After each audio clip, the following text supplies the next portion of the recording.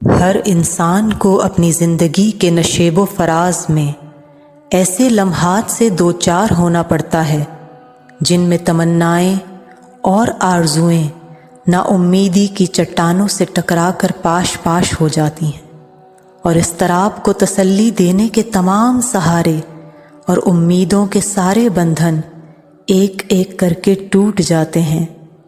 اس نامرادی اور پریشانی کے عالم میں انسان فطرتاً کوئی سہارا ڈھونڈتا ہے جو اس کے قلب کو اضطراب کے لیے تسلی و تسکین کا سامان مہیا کرے۔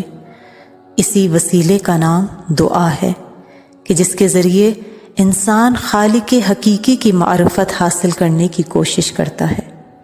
لہٰذا جب بھی خدا کے حضور دعا مانگیں تو اس کی ابتدا خدائے بزرگ و برتر کی حمد و ستائش سے کریں، وہ خدا کہ جو 70 ماؤں سے زیادہ اپنے بندوں پر مہربان ہے۔ بسم اللہ الرحمن الرحیم، اللہ کے نام سے جو رحمان و رحیم ہے۔ سب تعریف اس اللہ کے لیے جو ایسا اول ہے جس سے پہلے کوئی اول نہ تھا، اور ایسا آخر ہے جس کے بعد کوئی آخر نہ ہوگا۔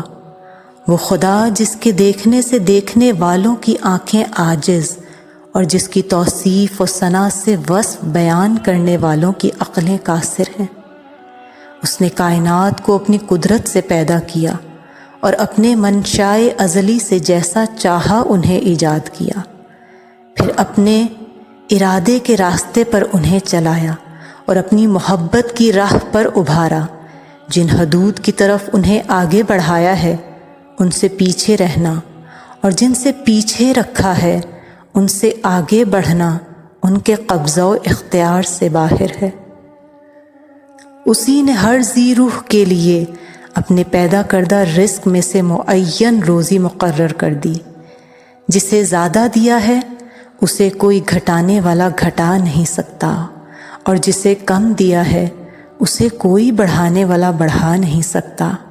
پھر یہ کہ اسی نے زندگی کا ایک وقت مقرر کر دیا اور ایک معینہ مدت اس کے لیے ٹھہرا دی، جس مدت کی طرف وہ اپنی زندگی کے دنوں سے بڑھتا اور اپنے زمانہ زیست کے سالوں سے اس کے نزدیک ہوتا ہے، یہاں تک کہ جب زندگی کی انتہا کو پہنچ جاتا ہے اور اپنی عمر کا حساب پورا کر لیتا ہے تو اللہ اسے اپنے ثواب بے پایاں تک جس کی طرف اسے بلایا تھا، یا خوفناک عذاب کی جانب جسے بیان کر دیا تھا، قبض روح کے بعد پہنچا دیتا ہے، تاکہ اپنے عدل کی بنا پر بروں کو ان کی بدعمالیوں کی سزا اور نیکوکاروں کو اچھا بدلہ دے۔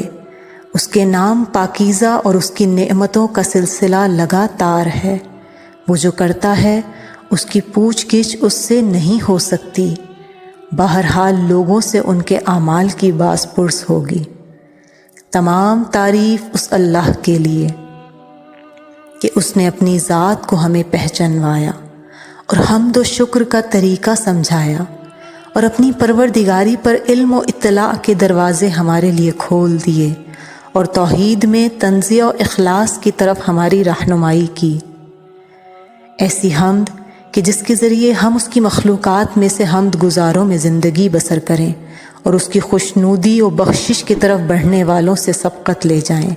ایسی حمد جس کی بدولت ہمارے لیے برزخ کی تاریکیاں چھٹ جائیں اور جو ہمارے لیے قیامت کی راہوں کو آسان کر دے اور حشر کے مجمع عام میں ہماری قدر و منزلت کو بلند کر دے۔ آمین یا رب العالمین۔